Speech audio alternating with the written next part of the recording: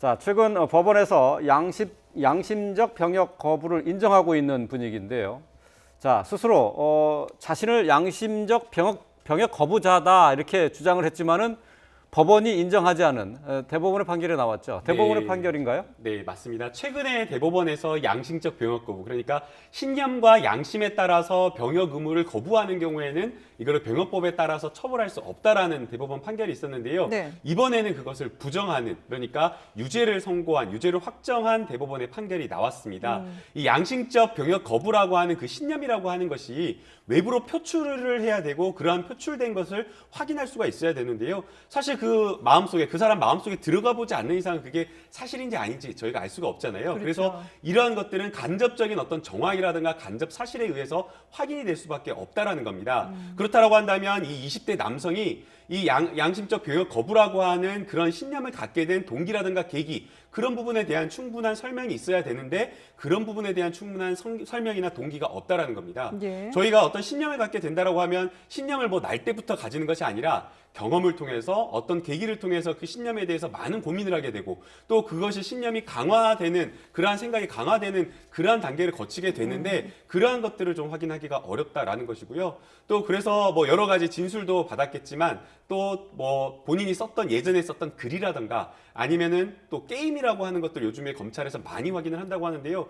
총을 들기를 원하지 않는 집총 거부를 한다라고 한다면 뭐 게임과 현실은 좀 다르다고는 하지만 적어도 FPS라고 하는 그런 어떤 총싸움이라고 하는 그런 게임을 즐겨 한다라고 하는 것은 조금 앞뒤가 신념과는 맞지가 않은 것일 수 있기 때문에 네. 예. 본인이 정말 양심적 거부를 한다라고 한다면 정말 신념이라고 할 수 있을 정도로 상당히 오랜 기간 그리고 그 신념을 정말 정당하게 드러내는 그러한 것들이 있어야 되는데 없었다라는 점에서 이 유죄를 선고를 한 예, 네. 예. 그러니까 이번 그 사안 자체는 조금 독특한 면도 분명히 있습니다. 이비영 통지서를 이제 받고 나서 이제 거부를 했죠. 네. 그런데 이 이비영 연기를 6번 했습니다. 근데 6번 하는 동안에 내가 집총을 거부하는 양심 때문에 한다라고 하는 얘기는 안 했던 겁니다. 아, 그래요? 안 하고 이것과 관련된 병역법 위반으로 수사가 시작이 되니까 그제서야 나는 소위 말해서 비폭력주의자이기 때문에 집총을 거부한다. 네. 이제 이런 입장을 이제 표했던 것입니다. 예, 예. 그러다 보니까 이제 그 재판부의 입장에서도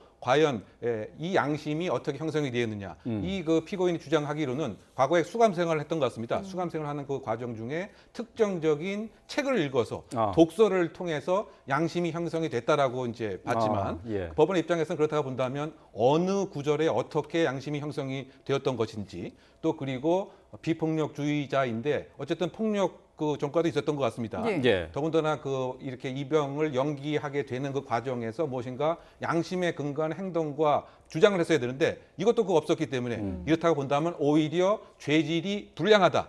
이렇게 판단을 해서 어쨌든 징역 1년을 선고를 했죠. 예. 예. 그런데 지금 양심적 병역 거부에 대한 논란이 워낙에 이제 많이 이루어지다 보니까 이 남성뿐만 아니라 이와 비슷한 지금 재판을 받고 있는 사람들이 상당하지 않습니까? 네, 상담을 오는 경우도 상당히 많은데요. 제가 상담을 받았던 분들이 한 3분 정도 되는데 그래요? 예. 그중에 정당한 사유, 그러니까 병역법에 따라서 처벌되지 않는 정당한 사유 예외가 되는 분들은 많지가 않았던 것 같습니다. 이 대법원 판결에 따라서 이게 양심적 병역 거부자로 인정이 되려면 신념이라고 하는 것이 대단히 확고해야 되고 그리고 이러한 어떤 신념에 따라서 생활의 일부가 아니라 생활의 전부를 해야 된다라는 겁니다. 그러니까 내재화되어 있어야 된다라는 네네. 것이고요. 또 그리고 그 신념에 따라서 행동하는 것이 어떨 때는 이렇게 행동했다가 또 예. 저럴 때는 또 이렇게 행동하는 그런 식의 신념은 되지 않는다라는 것이기 때문에 그러한 어떤 대법원의 판단 기준에 비추어 보면 정당한 이유로서 처벌되지 않는 경우 사실은 상당히 많지가 않다라고 저는 생각이 됩니다. 그래요. 근데 말씀하시는 가운데 양심적 병역 거부의 그 신념이 대단히 확고해야 된다라고 말씀하셨는데 어떻게 해야지 대단히 확고한 겁니까? 네, 그 말하기가 사실 각자가 처한 개인의 특성마다 좀 다를 것이라고 생각이 되는데요.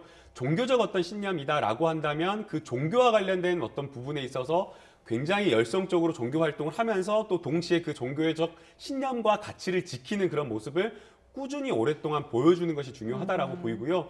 지금 이런 어떤 개인처럼 비폭력주의자다라고 하는 것은 오히려 또 어떻게 보면 입증하기가 쉽지는 않을 것으로 보입니다. 네. 간접적으로 본인이 폭력을 행사하지 않았다라는 것을 이야기해야 되는데 사실은 대부분의 사람들이 폭행이나 폭력을 행사하지 않거든요. 예, 그렇죠. 예. 그렇기 때문에 이러한 것들을 여러 가지 글이라든가 아니면 본인이 봉사활동 여러 가지 간접적인 어떤 활동 등을 통해서 입증을 해야 되는데 그것을 확보할 정도로 진실한 것 정도로 수사기관이라든가 법원을 믿게 하는 게 쉽지가 않기 때문에 오히려 지금 이 처벌받은 경우는 쉽지가 조금 않은 예라고 볼 수 있습니다. 예. 그러면은 예. 네. 그러니까 평소에 이제 그렇게 종교적이거나 아니면은 저 양심상의 확고한 근거를 만들기 위해서는 그 하나하나 증거를 쌓아놔야 되겠네요.